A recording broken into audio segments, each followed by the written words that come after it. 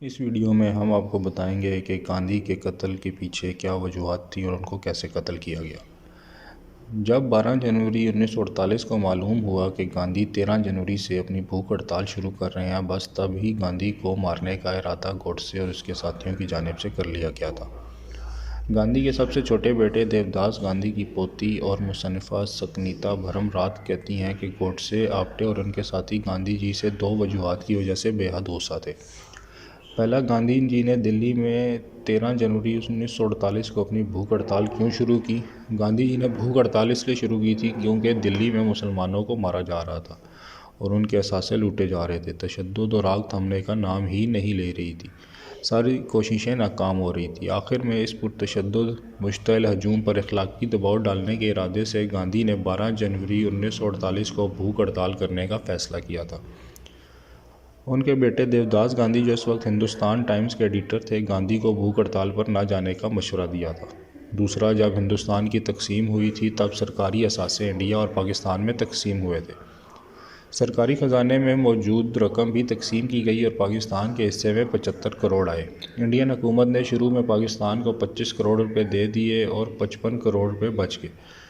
گاندھی جی چاہتے تھے کہ وہ رقم بھی پاکستان کو فوری طور پر دے دی جائے۔ گاندھی کے اس رد عمل کی وجہ سے گوڈسے اور ان کے ساتھیوں کو گاندھی پر غصہ تھا۔ گوڈسے اور آپٹے کو اب اپنے باقی ساتھیوں کے آنے کا انتظار تھا۔ وہ دلی گھومنے نہیں آئے تھے۔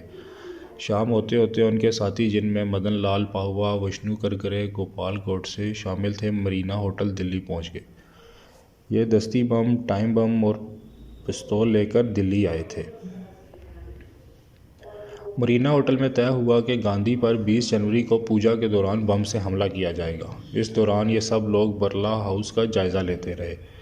ناتھو رام گوڈسے، گوپال گوڈسے، نارائن آپٹے، وشنو کرکرے اور مدن لال پاہوا ٹیکسی لے کر برلا ہاؤس پہنچے۔ آپٹے نے ریگل سے ٹیکسی والے سے کرائے پر بحث کے بعد ٹیکسی لی۔ برلا ہاؤس میں دھماکہ مدن لال پاہوا نے کیا۔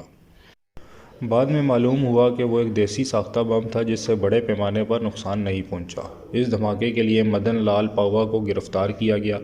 یہ سب گاندھی کی جان کے پیاسے تھے۔ ان کا ارادہ تھا کہ پہلے پوجا کے دوران بم پھینکا جائے گا اور جب وہاں پر بھگدڑ مچ جائے گی تو گاندھی پر گولیاں برسا دی جائیں گی۔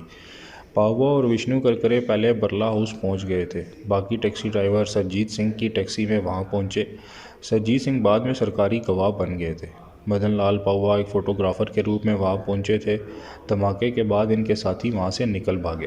ادھر پہلی بار کامیابی نہ ملنے کے باوجود گوڈسے اور آپٹے 10 دنوں میں دوسری بار ایئر انڈیا وائکنگ کی پرواز سے ممبئی سے دلی آئے۔ کیونکہ دونوں 20 جنوری کے بعد ممبئی چلے گئے تھے، پولیس کے ڈر سے یہ مرینا ہوٹل نہیں گئے تھے۔ گوڈسے نے نارائن آپٹے کے ساتھ ویٹنگ روم میں رات گزاری کیونکہ اب انہیں پرانے دلی ریلوے اسٹیشن کا ویٹنگ روم ہی محفوظ نظر آ رہا تھا۔ انہیں یہ خبر ملی کہ گاندھی 27 جنوری کو محروم علی میں واقع صوفی بختیار کاکی کی درگاہ پر جائیں گے۔ دراصل صوفی بختیار کاکی کی درگاہ کو مشتعل ہجوم نے نقصان پہنچایا تھا، جس پر گاندھی بہت ناراض تھے۔ گاندھی کے اس دورے کے بارے میں معلوم ہونے پر گوڈسے اور دیگر ساتھیوں کا خون کھول اٹھا۔ 30 جنوری 1948 اس دن گاندھی کو قتل کرنا تھا۔ گاندھی پر گولی گوڈسے کو چلانی تھی، جنہوں نے برلا ہاؤس کے لیے ٹانگا لیا۔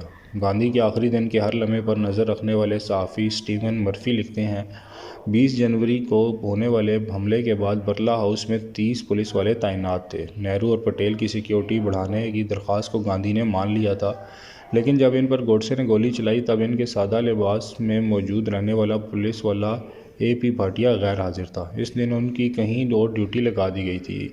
ان کی جگہ گاندھی کی حفاظت کے لیے کوئی تعینات نہیں تھا۔ گاندھی کے ساتھ رہنے والے گروپ چند سنگھ بھی نہیں تھے۔ ایک سوال یہ بھی ہے کہ کیا برلا ہاؤس کے اندر کوئی بھی آرام سے داخل ہو سکتا تھا؟ کیا اندر آنے والوں سے کوئی پوچھ گچھ نہیں ہوتی تھی؟ بھاٹیا کی 30 جنوری کو کس نے اور کیوں ڈیوٹی کہیں اور لگا دی تھی؟ ان سوالوں کے جواب کسی نے نہیں دیے۔ ہاں، یہ بات ٹھیک ہے کہ 30 جنوری 1948 کو چاندنی چوک کے علاقے میں خاکروب اپنے مطالبات کے لیے مظاہرہ کر رہے تھے اور پولیس کی بھاری نفری وہاں بھیج دی گئی تھی۔ تو کیا بھاٹیا بھی چاندنی چوک میں ہی گئے تھے؟ یعنی گاندھی کو مرنے کے لیے اکیلا چھوڑ دیا گیا تھا۔ بہرحال گاندھی کے قتل کی سازش میں دو مرکزی مجرمان اور دونوں دوستوں گوڈسے اور آپٹے کو پھانسی کی سزا دی گئی اور باقیوں کو عمر قید کی سزا ہوئی۔